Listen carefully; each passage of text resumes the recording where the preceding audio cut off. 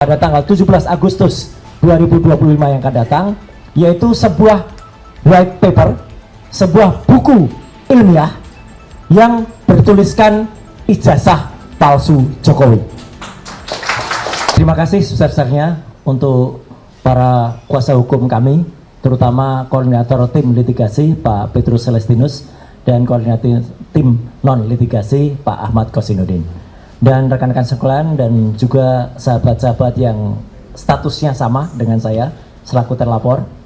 Alhamdulillah pada kesempatan yang sangat baik ini saya sekaligus juga melaporkan bahwa kami bertiga pada awalnya, yaitu RRT ya, Rismon Hasiolan Sianipar, kemudian Roy Suryo dan Tifausia Tiasuma, ini sekaligus menjawab tantangan bahwa kami itu yang tadi seperti dikatakan Pak Ahmad Kosinudin, didukung atau ada politik yang di belakang kami. Sama sekali kami jawab tidak ya. Dan bahkan izin saya mintakan juga doa restu dari seluruh hadirin dan seluruh media yang ada di ruangan ini. Insya Allah kami bertiga akan memberi kado yang sangat indah pada peringatan 80 tahun usia kemerdekaan Indonesia pada tanggal 17 Agustus 2025 yang akan datang, yaitu sebuah white paper, sebuah buku ilmiah yang bertuliskan ijazah palsu Jokowi. Buku ini sepanjang 500 halaman.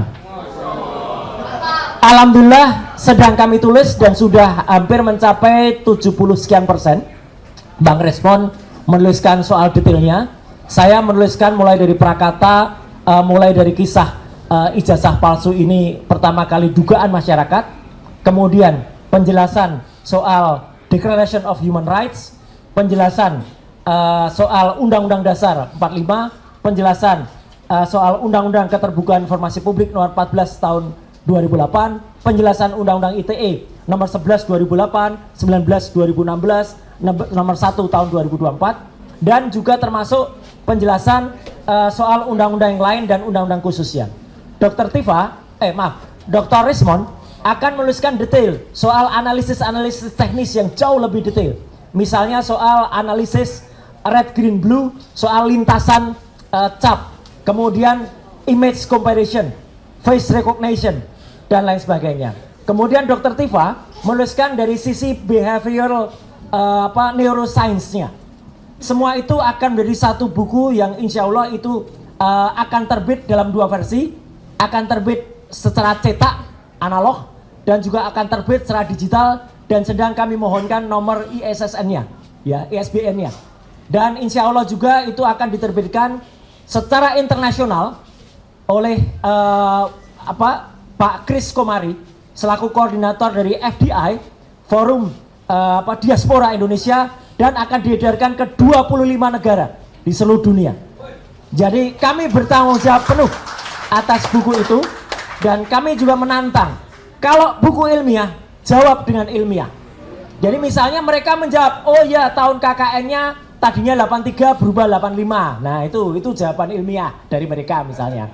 Oh ya gitar listrik bisa dimainkan di desa tanpa listrik misalnya. Nah itu jawaban dari mereka misalnya begitu. Ya, jadi kami dan itu akan menjadi kado cantik pada peringatan hari Minggu tanggal 17 Agustus. Sehari sudahnya, insya Allah Pak Kosinudin, Pak Petrus dan teman-teman lain, saya akan mohon izin untuk juga mendeklarasikan bersama sahabat-sahabat Purnawirawan dari Ngayogyakarta Hadiningrat dari Jogja, bahwa akan ada statement, akan ada sabda dari kota Yogyakarta pada tanggal 18 Agustus tahun 2025. Jadi izin saya saya Minggu masih di, Senin saya udah akan ke Jogja. Jadi artinya itu insya Allah akan memperkuat bagaimana nanti kalau Presiden Republik Indonesia bersikap, maka Nagari Ngayogyakarta Hadiningrat sudah akan bersikap juga terlebih dahulu ya untuk mendukung soal ijazah palsu ini. Yang kedua, mendukung statement dari Pak Kosinudin tadi ya. Kami siang hari ini masih melihat ada seseorang yang bergentayangan dan berkuar-kuar di Mapolda Metro Jaya yang dikenal dengan nama si Plester. Ya, saya nggak tahu nama lengkapnya, yang penting dia si Plester. Memang harus diplester mulutnya, ya. Karena apa? karena sesuai dengan surat yang kami ajukan ke Kejaksaan Negeri Jakarta Selatan, dan itu kami konfreskan di depan patung Dewi Keadilan, yang Dewi Keadilan itu ditutup matanya supaya benar-benar bisa adil tanpa memandang apapun.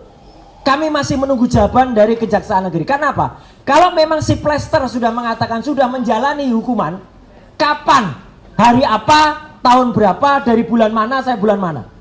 Karena seharusnya dia dihukum 1 tahun 6 bulan sesuai dengan putusan kasasi, bahwa dia sudah menjalani hukum, bahwa dia sudah menjalani pengadilan, ya mungkin menjalani sidang, dan bahkan Pak Yusuf Kalla, Muhammad Yusuf Kalla dua sangat baik maafkan mungkin, tetapi yang jelas kita masih menunggu kapan dia dieksekusi menjalani hukuman. Makanya siang hari tadi dia koar-koar. Dulu RS ketakutan masuk menggunakan penyangga kepala. Yang mengenakan saya penyangga kepala itu rumah sakit resmi saya waktu itu. Dan itu saya pakai selama 1 bulan. Dan saya kesatria, saya masuk menjalani hukuman. Ya, bukan seperti dia yang lari dari tanggung jawab tidak menjalani hukuman. Itu lebih penting. Artinya begini teman-teman semua, izinkan kalau saya salah, bapak-bapak yang mengerti hukum, berarti semua statement dia, maupun laporan dia di Polda Metro Jaya, maupun kesaksian dia, kalau ternyata itu terjadi, dan dia harusnya masuk tahanan, maka itu tidak berlaku, tidak sah. Karena harusnya dia masuk tahanan, tapi kemudian dia masih bersaksi atau bahkan membuat kesaksian terhadap pelapor yang lain. Jadi harusnya dia dieksekusi. Itu soal si Plester. Satu lagi yang saya harus bilang mohon maaf, satu lagi yang kemarin teriak-teriak soal oh itu harus masuk penjara, yaitu orang namanya AA inisialnya, ya, yang dia kehilangan otaknya ketika digebukin di depan DPR. Ya. Dia kena, sebenarnya dia adalah TSK, tersangka kasus penistaan agama pada tahun 2015. Mohon maaf ibu-ibu dan semua umat muslim dan muslimah. Dia mengatakan, kenapa dia masuk pasal penghinaan agama? Karena dia mengatakan Nabi Muhammad bukan orang Arab, dan dia tersangka. Tapi kemudian saya nggak tahu dia di SP3 oleh Polda Metro Jaya. Tapi sudah juga kemudian di pra peradilan dan menang pra peradilannya. Jadi harusnya dia dieksekusi. Tapi sampai dengan sekarang Polda Metro Jaya belum eksekusi dia. Jadi artinya status AA itu adalah tersangka dan harusnya diteruskan penyidikannya, bukan diberhentikan.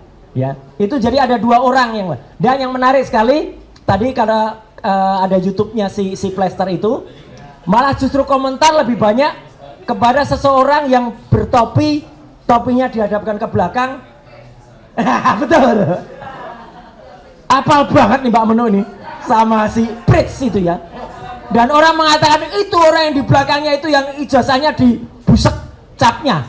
Ya, dan dia secara tidak malu memalukan dirinya sendiri tampil di depan salah satu TV dan kemudian menunjukkan kalau ternyata ijazahnya masih ada capnya, bukan seperti Jokowi yang capnya dibalik pas fotonya, ya. Nah, jadi sekali lagi saya tegaskan untuk teman-teman media yang ada di sini, saya patuh dan taat dengan kesepakatan bersama. Jadi insya Allah sore hari ini saya juga akan live di TV tanpa si Plester, ya, gitu. Dan pada hari Rabu yang akan datang itu akan ada acara. Pak Kosidudin tahu persis sejarahnya. Harusnya acara itu mengulas tentang si Plester, tapi kami tegas, kami tidak akan hadir kalau masih ada si Plester yang belum menjalani hukuman. Alhamdulillahnya, salut kepada TV itu. Saya nggak akan sebutkan TV-nya, tapi acaranya head to head. Hostnya Elvira Khairunisa. Topiknya diganti, bukan si Plester lagi. Jadi kami akan hadir kalau tanpa si Plester. Ya, karena tidak sopan kalau itu ada. Dan yang terakhir, tadi sudah disampaikan juga oleh Pak Kosinudin, ini bukan nomor-nomor, ini saya tunjukkan buktinya. Jadi ini adalah akun resmi, akun sosmed, maaf, milik seseorang namanya VL. VL itu siapa? Virgianto Listiawan, alias Iwan Fals. Iwan Fals membuat polling, kita tahulah siapa Iwan Fals, pada pertengahan Juli yang lalu, dan 72% ketika dia menanyakan ijazah Jokowi, jawabannya adalah palsu. Jadi terima kasih Mas Iwan Fals bersama grupnya, ya, hanya 14% yang mengatakan asli.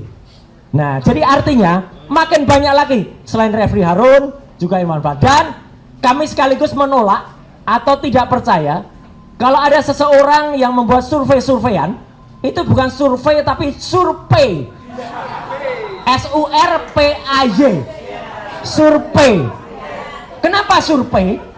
Soalnya sekarang orangnya lagi protes. Terima kasih kepada Presiden Prabowo yang sudah menghapus ya tantiem bonus itu. Nanti mungkin Pak Manusia Merdeka, Pak Saidido bisa menjelaskan dengan lebih detail ya. Keborosan, kemudian insya Allah uang negara, devisa negara itu akan bisa dihemat kalau komisaris-komisaris itu dihilangkan atau tidak perlu diberikan yang namanya tantiem, bonus dan lain sebagainya. Kenapa? Toh mereka juga tidak berkompeten sama sekali. Dan untuk menyambut kegembiraan itu, ya, nah, saya akan sampaikan sekaligus juga kenapa laki-laki itu suka soda, sama seperti susu. Laki-laki sama seperti susu. Ya, kalau ketemu susu menjadi gembira. Jadi kita bergembira atas keputusan Presiden Prabowo untuk menghapus ya. Bahkan kalau perlu komisaris-komisaris itu yang tidak berharga itu, cabut Pak Prabowo. Ya, jadi kita akan lebih bergembira seperti soda, susu, gembira. Terima kasih. Wassalamualaikum warahmatullahi wabarakatuh. Ijazahnya fales. Izin, saya mungkin harus meninggalkan tempat karena harus lari ke tempat yang lain.